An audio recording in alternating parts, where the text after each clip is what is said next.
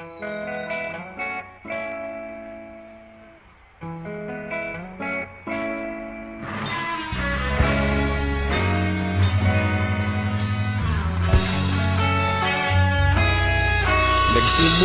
ang lahat sa eskwela, nagsama-samang 12 sa kalokohan at sa tuksuhan, hindi maawat sa isa't isa.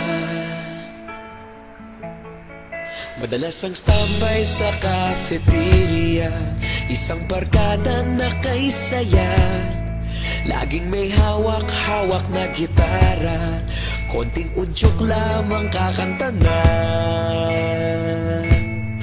Kay simple lamang ng buhay nun, walang mabibigat na suliranin, problema lamang laging kulang ang datong.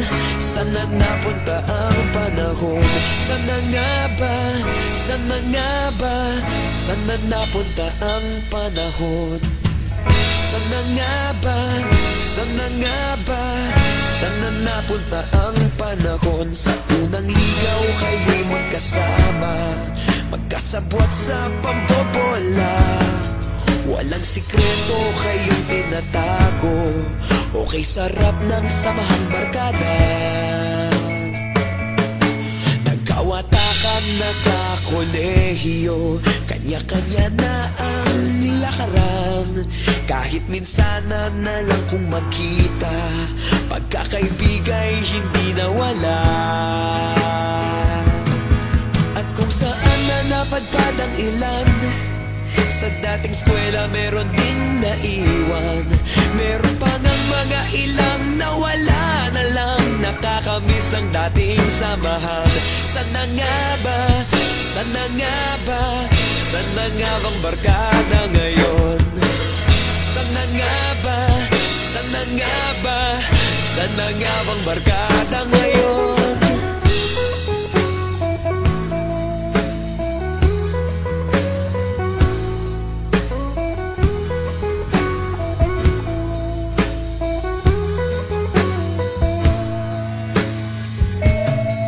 Ilang taon din ang nakalipas, wala pa sa aming tatay na nagsusumikap upang yumaman at guminhawang kinabukasan.